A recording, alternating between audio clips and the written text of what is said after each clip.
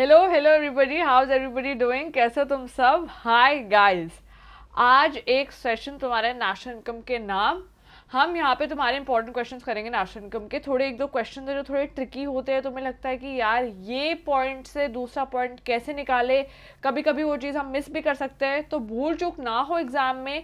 मुझे पता है तुम्हें फॉर्मूलाज थोड़े से याद हो गए होंगे अब तक, पर थोड़ी चीज़ें ऐसी होती है जो बिल्कुल ही माइनर सी होती है, पर जब तुम एग्ज़ाम देने जाते हो तुम भूल जाते हो।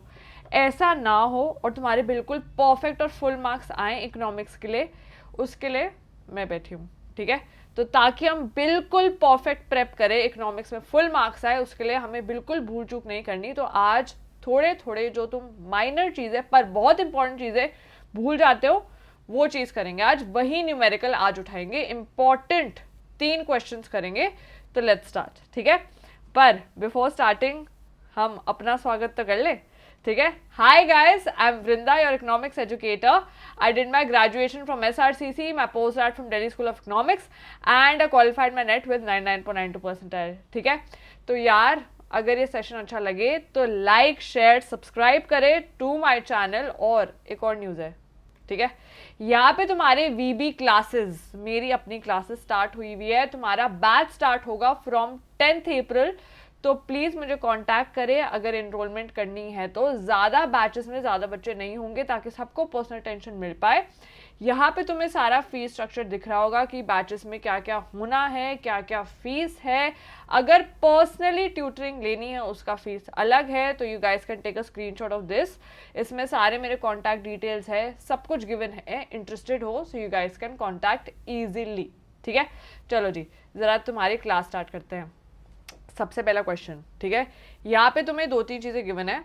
एक हमें गिवन है यहाँ पे तुम्हारा प्राइवेट फाइनल कंजम्पशन एक्सपेंडिचर, ये गिवन है। उसके बाद हमें गिवन है net domestic fix capital formation, net indirect tax, opening stock, gross domestic capital formation और consumption of fix capital and net exports. ये तो तुम्हें समझ आ गया कि हाँ मैम बड़ी चीज़ें गिवन है, निकालना क्या है ये तो बताओ हमें। तुम्हें यहाँ पे निकालना है क्लोजिंग स्टॉक, ठीक है।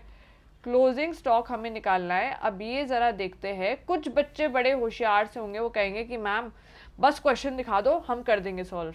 अरे पर मैं किस लिए बैठी हूँ, मैं भी तो करवाऊंगी थोड़ा सा सॉल्व। यहाँ पे एक दो चीज़ें जो तुम जनरली भूल जाते हो, तो ज़रा उसकी तरफ थोड़ा सा गौर करते हैं। ये जो तुम्हें क्वेश्चन दिख रहा है, सबसे पहले एनालिसिस कैसे करनी होती है क्वेश्चन की, ऐसे करनी होती है कि कौन सा तुम्हारा मेथड लगेगा। इनकम मेथड लगाओ, वैल्यू एडेड मेथड लगाओ, या फिर तुम्हारा एक्सपेंडिचर मेथड लगाओ, ठीक है।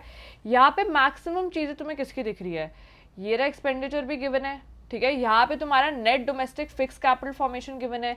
ये सब चीज़ें तुम्हारे कौन से मेथड का पार्ट बनती है, ये हमारे एक्सपेंडिचर मेथड का पार्ट बनती है। तो हमारा मेथड कौन सा लगेगा, सबसे पहला एक्सपेंडिचर मेथड ही लगेगा, ठीक है। अब एक्सपेंडिचर मेथड में भी बहुत सारे कंपोनेंट्स होते हैं। मुझे निकालना क्या है, क्लोजिंग स्टॉक निकालना है। तो मुझे एक सिंपल सी बात बताओ, क्लोजिंग स्टॉक एक कंपोनेंट में आता है उसका, which is known as what, it is known as my gross domestic capital formation, ठीक है।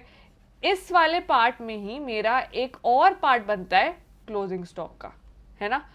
अब थोड़ी सी डिटेल में इसके बारे में बात करते हैं। ग्रॉस डोमेस्टिक कैपिटल फॉर्मेशन पूरा एक एक्सपेंडिचर मेथड का एक कंपोनेंट होता है। यही component gross domestic capital formation को मैं 2 पार्ट्स में डिवाइड कर सकती हूँ, which is my gross fixed capital formation और एक और which is known as my change in stock, ठीक है। चेंज इन स्टॉक भी इसमें ऐड होता है। तो ये दोनों छोटे छोटे बच्चों में से ये बड़ा सा तुम्हारा पेरेंट बनता है, which is gross domestic capital formation. Simple सी बात याद रखना, ये जो ग्रॉस डोमेस्टिक कैपिटल फॉर्मेशन है बड़ी मछली है, उसी बड़ी मछली के अंदर 2 छोटी छोटी मछली आती है, ठीक है। ग्रॉस फिक्स कैपिटल फॉर्मेशन और मेरा change in stock. Change in stock का नॉर्मल फॉर्मूला क्या है, normal formula change in stock का होता है closing stock minus opening stock. तो आ गया ना भाई साहब क्लोजिंग स्टॉक यहाँ पे। तो इसी चीज के वजह से तुम्हारा क्लोजिंग स्टॉक निकलेगा और किसी चीज की वजह से नहीं निकलेगा, ठीक है। करे जरा ट्राई, कैसे होगा। ग्रॉस डोमेस्टिक कैपिटल फॉर्मेशन पे चलते हैं। ये रहा मेरा ग्रॉस डोमेस्टिक कैपिटल फॉर्मेशन, मुझे गिवन है ऑलरेडी, बहुत बढ़िया बात है, बहुत अच्छी बात है ma'am. Gross domestic capital formation तो गिवन है, प्रॉब्लम ही क्या है, अब नॉर्मल प्लस माइनस कर लेंगे, आंसर आ जाएगा सानू की। अरे एक सेकेंड, ट्विस्ट है। ग्रॉस डोमेस्टिक कैपिटल फॉर्मेशन के पार्ट होते हैं दो, ग्रॉस फिक्स कैपिटल फॉर्मेशन। अब क्वेश्चन में मुझे गिवन है net domestic fix capital formation, ये नेट का क्या करूं, नेट गिवन है पर फॉर्मूला के हिसाब से ग्रॉस होना होता है, तो ये net domestic fix capital formation को मैं आराम से चेंज कर सकती हूँ into gross domestic capital formation. कैसे, अगर मुझे नेट को ग्रॉस में कन्वर्ट करना होता है, क्या करते हैं, नेट को अगर मुझे ग्रॉस में कन्वर्ट करना है तो क्या करूंगी, सिंपल सिंपल कुछ नहीं, बस प्लस डेप्री करना पड़ेगा, और क्या करना पड़ेगा, प्लस डेप्रीसिएशन करना पड़ेगा।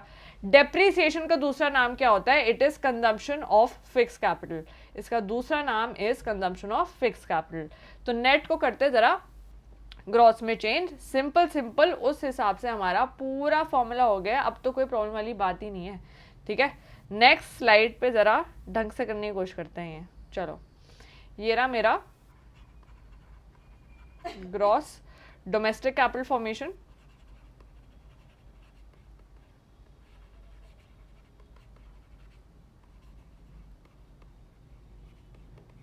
विच इज इक्वल्स टू यहाँ पे ग्रॉस फिक्स कैपिटल फॉर्मेशन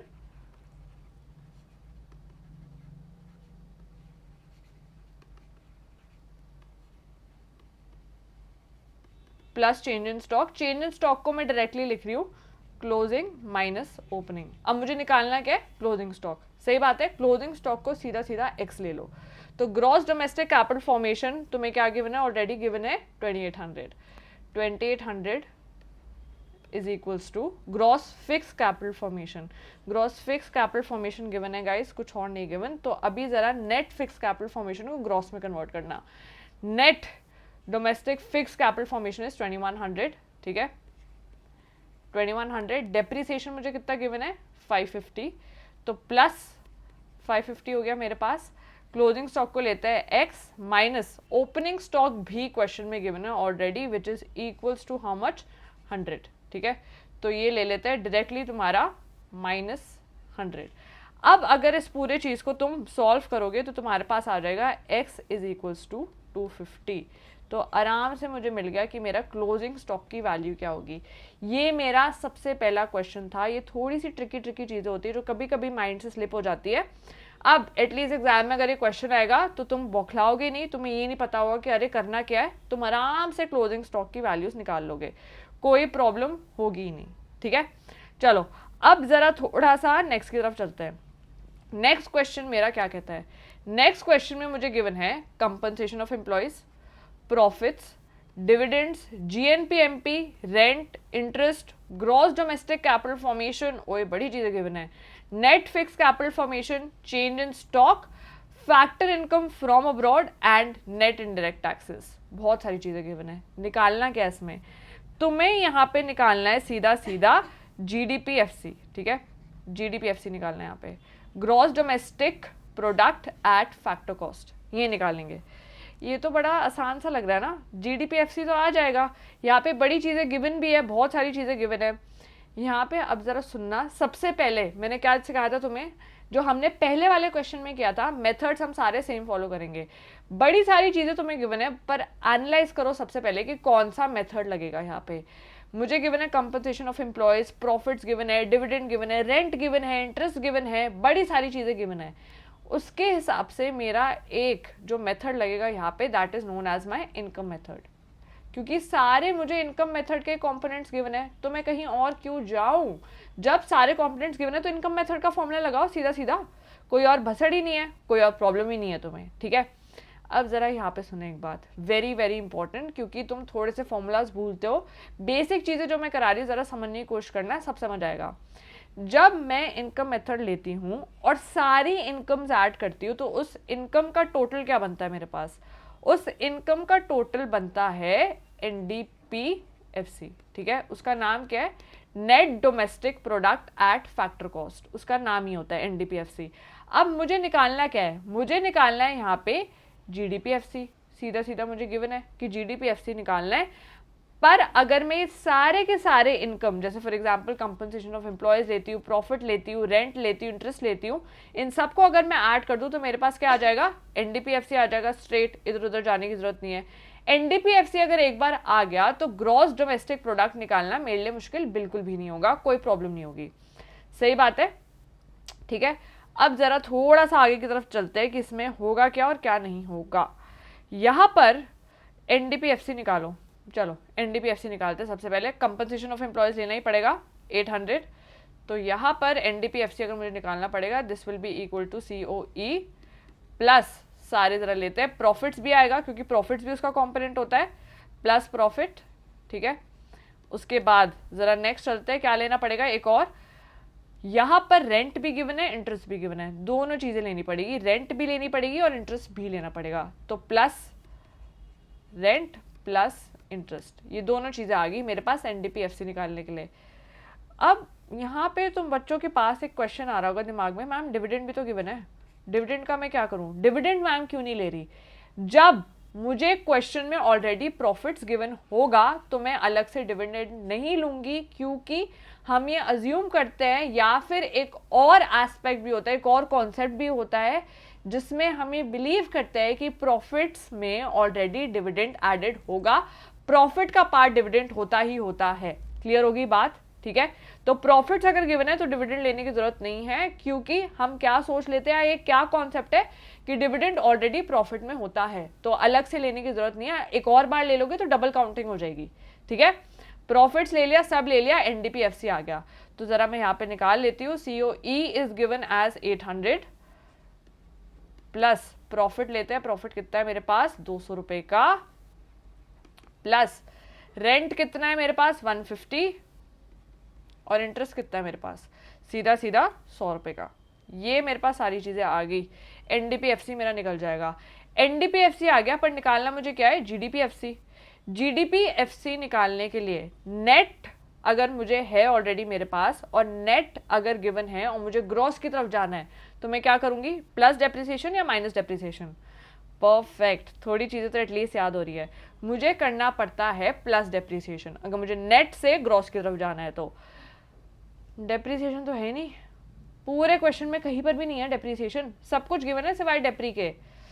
यही ट्विस्ट था, ये क्वेश्चन में तुम्हें लग रहा था कि बड़ा आसान है, पर डेप्रिसिएशन हिडन है इस क्वेश्चन में। ये हिडन डेप्रिसिएशन वाले क्वेश्चंस थोड़े ट्रिकी होते हैं, इसलिए जरा भी ध्यान से सुनना। बड़ी सारी चीजें मुझे गिवन है यहाँ पे, पर दो चीजें बड़ी स्पेसिफिक से गिवन है जहाँ पे ग्रॉस भी लग रहा है और नेट भी आ रहा है। ग्रॉस डोमेस्टिक कैपिटल फॉर्मेशन मुझे गिवन है, और यहाँ पे मुझे net fix capital formation given है। अब जरा पीछे की तरफ चलते हैं, ये जो क्वेश्चन मैंने तुम्हें सबसे पहला कराया था, ग्रॉस डोमेस्टिक कैपिटल फॉर्मेशन के दो पार्ट्स होते हैं, एक होता है ग्रॉस फिक्स कैपिटल फॉर्मेशन और एक होता है मेरा चेंज इन स्टॉक, ठीक है। इस क्वेश्चन में जो मैं सेकेंड क्वेश्चन करा रही हूँ, उसमें मुझे ग्रॉस डोमेस्टिक कैपिटल फॉर्मेशन तो गिवन है, मुझे ग्रॉस फिक्स कैपिटल फॉर्मेशन नहीं गिवन, मुझे net fix capital formation given है। नेट गिवन है, ग्रॉस गिवन है, ग्रॉस और नेट के बीच का डिफरेंस क्या होता है, सीधा सीधा मेरा डेप्रिसिएशन ही होता है, ठीक है। तो अब जरा यहाँ पे चलते हैं आगे की तरफ। चलो, यहाँ पे मुझे gross domestic capital formation given है, net fix capital formation given है, और चेंज इन स्टॉक भी गिवन है। सब कुछ तो गिवन है, प्रॉब्लम तो होनी नहीं चाहिए। तो जरा यहाँ पर देखते हैं कि नेक्स्ट हम क्या करेंगे। ग्रॉस डोमेस्टिक कैपिटल फॉर्मेशन कितनी गिवन है, 300। Gross domestic capital formation is equals to what, this is equals to gross fix capital formation होता है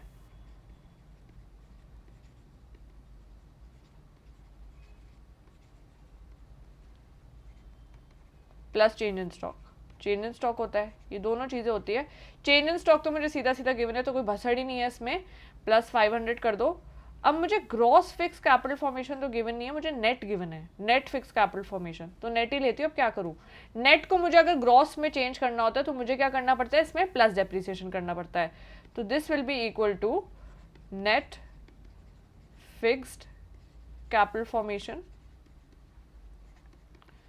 प्लस डेप्री, ये तो करना ही पड़ेगा, और प्लस चेंज इन स्टॉक तो है ही है मेरे पास। तो ग्रॉस डोमेस्टिक कैपिटल फॉर्मेशन कितना है 300, ये वाला कितना है मेरे पास 200। चलो 300 इज इक्वल्स टू 200। डेप्रिसिएशन निकालनी है, हिडन है पूरे क्वेश्चन में, तो क्या करना पड़ेगा, इसको प्लस एक्स लेते हैं, प्लस एक्स प्लस 500। अब इससे मेरे पास सीधा सीधा x की वैल्यू आ जाएगी which will be equal to 50। तो मेरा डेप्रिसिएशन आ गया 50 का। सब तो आ गया। डेप्रिसिएशन की भसड़ थी कि डेप्रिसिएशन मैम गिवन ही नहीं है क्वेश्चन में, डेप्रिसिएशन हिडन था, तुमने निकाल लिया। अब कुछ नहीं करना यहाँ पे, एनडीपीएफसी तुम्हारे पास है, तुम्हें जीडीपीएफसी निकालनी है, कुछ मत करो। अब एनडीपीएफसी इज इक्वल्स टू जीडीपीएमपी कब बनेगा ये, अगर मुझे जीडीपीएफसी में कन्वर्ट करना है, एनडीपीएफसी को इधर की तरफ जाना है, तो मैं क्या करूंगी, कुछ नहीं करूंगी, प्लस डेप्रिसिएशन इसमें कर दूंगी। ठीक है, तो ये पूरे चीज को 800 प्लस 200 प्लस 150 प्लस 100 को अगर मुझे जीडीपीएफसी में कन्वर्ट करना है तो उसमें सीधा सीधा प्लस 50 करना पड़ेगा।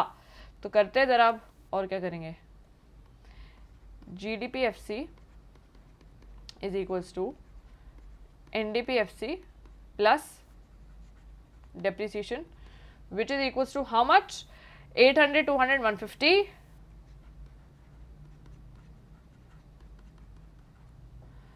Plus 100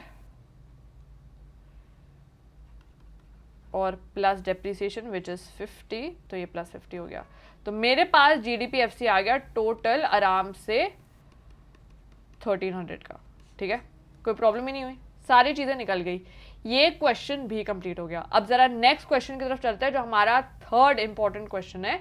let's go on that. ठीक है, मुझे यहाँ पे इस क्वेश्चन में कैलकुलेट करना है ऑपरेटिंग सरप्लस। ठीक है, मुझे चीजें क्या क्या गिवन है, कंपनसेशन ऑफ एम्प्लॉयज गिवन है, नेट इनडायरेक्ट टैक्स गिवन है, डेप्रिसिएशन गिवन है, net factor income from rest of the world given है, जीडीपीएमपी गिवन है, mixed income of self employed given है, income from entrepreneurship and property from rest of the world भी given है। अरे यार बड़ी चीजें गिवन है, कैसे निकलेगा ये। ऑपरेटिंग सरप्लस की अगर मैं बात करूँ या ये जो भी कंपोनेंट है, सबसे पहला स्टेप क्या है कि एनालाइज करोगे कि मेथड कौन सा लगेगा। अब इतनी सारी इनकम गिवन है तो यार ऑब्वियसली इनकम मेथड ही लगेगा, और कोई मेथड तो लगेगा नहीं। एक्सपेंडिचर नहीं गिवन, वैल्यू एडेड का तो सवाल ही पैदा नहीं होता, वो चीजें गिवन ही नहीं है। तो मेथड मेरा सबसे पहले कौन सा लगेगा, इनकम मेथड का। ठीक है, इनकम मेथड के भी डिफरेंट कंपोनेंट्स होते हैं, वो सारे इनकम हम ऐड करेंगे। जब मैं वो सारी चीजें ऐड करती हूँ तो मेरे पास क्या आता है, मेरे पास सीधा सीधा एनडीपीएफसी आ जाता है। इनकम मेथड में ही मेरा एक कंपोनेंट बनता है ऑपरेटिंग सरप्लस का। जब मैं सारी इनकम मेरी ऐड करती हूँ तो उसमें एक और कंपोनेंट होता है ऑपरेटिंग सरप्लस का, यही ऑपरेटिंग सरप्लस मुझे निकालना है। अब जरा यहाँ पे देखते हैं कि तुम्हें क्या करना होगा। This is actually pretty easy, इसमें ज़्यादा डिफिकल्टी नहीं होनी चाहिए तुम सबको निकालने में। जब मैं मेरा सिंपल इनकम मेथड यूज़ करती हूँ और सारे इनकम को ऐड करती हूँ, मेरे पास क्या आता है, सीधा सीधा मेरे पास आता है एनडीपीएफसी, डायरेक्ट एनडीपीएफसी आ जाता है मेरे पास। अब ये एनडीपीएफसी और ये सारी चीज़ें अगर मुझे निकालनी है तो मुझे क्या करना पड़ेगा, कुछ ना कुछ ऐसा कंपोनेंट मुझे गिवन होना चाहिए क्वेश्चन में ताकि मैं एनडीपीएफसी की तरफ जा पाऊँ, नहीं तो कुछ भी नहीं हो पाएगा। ठीक है, एनडीपीएफसी अब मुझे गिवन नहीं है क्वेश्चन में, क्योंकि तभी मेरा ऑपरेटिंग सरप्लस निकल पाएगा। पर मुझे एक चीज़ गिवन है विच इज़ माई जीडीपीएमपी। जीडीपीएमपी तो गिवन है, जीडीपीएमपी अगर मुझे गिवन है तो मैं क्या एनडीपीएफसी की तरफ नहीं जा सकती, ऑफ कोर्स जा सकती हूँ। जीडीपीएमपी को अगर मुझे एनडीपीएफसी में कन्वर्ट करना पड़ेगा तो मैं क्या करूँगी, सिंपल जीडीपीएमपी प्लस ग्रॉस को अगर नेट की तरफ जाना पड़ता है तो डेप्रिसिएशन माइनस करना पड़ता है, ये मुझे पता है। मार्केट प्राइस से अगर मुझे फैक्टर कॉस्ट की तरफ जाना पड़ता है तो मुझे क्या करना पड़ता है, प्लस एनआईटी करना पड़ता है, नेट इनडायरेक्ट टैक्स मुझे ऐड करने पड़ते हैं। और ग्रॉस और नेट की तरफ क्या करना पड़ता है, प्लस डेप्री। तो मेरे पास क्या आ जाएगा, एनडीपीएफसी आ जाएगा। अब ये सारी चीज़ें मुझे ऑलरेडी गिवन है, एनआईटी भी गिवन है, डेप्रिसिएशन भी गिवन है, तो सीधा सीधा मेरे पास एनडीपीएफसी तो आ गया, कोई प्रॉब्लम नहीं हुई मेरे पास। ठीक है, एनडीपीएफसी मैं निकाल लूंगी आराम से। तो एनडीपीएफसी के लिए क्या करूँ, जीडीपीएमपी गिवन है is equals to 1050 plus net indirect tax which is 150 and minus depreciation which is 50। ये मेरे पास आराम से एनडीपीएफसी आ गया, एनडीपीएफसी आ गया। अब जरा ऑपरेटिंग सरप्लस की तरफ चलते हैं। ऑपरेटिंग सरप्लस मुझे जब निकालना पड़ेगा तो एनडीपीएफसी के सारे कंपोनेंट्स लेने पड़ेंगे। तो एनडीपीएफसी में इस क्वेश्चन के हिसाब से क्या आता है, सबसे पहला मेरे पास आएगा ऑब्वियसली कंपनसेशन ऑफ एम्प्लॉयज, तो आएगा ही आएगा सीधा सीधा, उसके बिना तो है ही नहीं, क्वेश्चन का कोई तुक्की नहीं बनता, ठीक है। कंपनसेशन ऑफ एम्प्लॉयज आएगा डायरेक्ट। उसके बाद मेरे पास क्या आएगा यहाँ पे, नेक्स्ट मेरे पास net factor income from rent of the world, इसकी मुझे ज़रूरत नहीं है, ये मुझे नहीं लगाना यहाँ पे, ठीक है। Mixed income of self employed आता है तुम्हारा, एनडीपीएफसी का ये पार्ट होता ही होता है, तो ये भी आएगा। Income from entrepreneurship and property from rest of the world की मुझे ज़रूरत है, इसकी ज़रूरत नहीं है मुझे, किसी की भी ज़रूरत नहीं है, इसकी भी ज़रूरत नहीं है, क्योंकि डोमेस्टिक की बात हो रही है, एनडीपी की बात हो रही है, डोमेस्टिक की बात है। जब तक डोमेस्टिक होगा क्वेश्चन में पूछा जाएगा तो मुझे इंटरनेशनल वाली ट्रांजैक्शन लेनी ही नहीं है, सीधी सी बात है। तो एनडीपीएफसी मेरे पास निकल गया, NDPFC will be equal to इस क्वेश्चन के हिसाब से compensation of employees COE plus mixed income, और मिक्स्ड इनकम के बाद एक और कंपोनेंट इसका आता है ऑपरेटिंग सरप्लस का, जो मुझे निकालना है क्वेश्चन में। तो NDPFC will be equal to compensation of employees which is 110 plus mixed income which is equals to 500 plus operating surplus, इसको ले लेते हैं डायरेक्ट x। एनडीपीएफसी की जरा वैल्यू लेते हैं जो अभी हमने ऊपर वाले कंपोनेंट में थोड़ी सी निकालने की कोशिश की थी, which is 1050 plus 150 minus 50 is equals to 110 plus 500 plus x, इससे x की वैल्यू सीधा सीधा आ जाएगी 240 की। तो ये मेरा ऑपरेटिंग सरप्लस आ गया, कोई प्रॉब्लम ही नहीं है मुझे, ठीक है। तो ये मेरे कुछ इंपॉर्टेंट क्वेश्चन थे नेशनल इनकम की, छोटी छोटी चीज़ें जो तुम भूलते हो ताकि तुम गलती ना करो तुम्हारे फाइनल पेपर के लिए, इसलिए मैंने सेशन तुम्हारे लिए निकाला था। तो I will see you guys in the classes, जो क्लासेज है you guys can go and enrol in those classes. ये रही उसकी एक बार डिटेल बता देती हूँ। अगर सेशन अच्छा लगा तो प्लीज़ लाइक शेयर सब्सक्राइब, ये सारी बातें तो करनी होती है हर इंसान को यूट्यूब पे, तो प्लीज़ डू दैट। मेरी वीबी क्लासेस का नया तुम्हारा बैच स्टार्ट हो रहा है फ्रॉम 10th अप्रैल, ये सारी उसकी डिटेल्स है, मेरे सोशल मीडिया की डिटेल्स सारी तुम्हारी डिस्क्रिप्शन बॉक्स में गिवन होगी, तो वहाँ पर भी तुम चेकआउट कर सकते हो सब कुछ। And I see you guys in the classes. Bye bye guys, toodles, bye bye.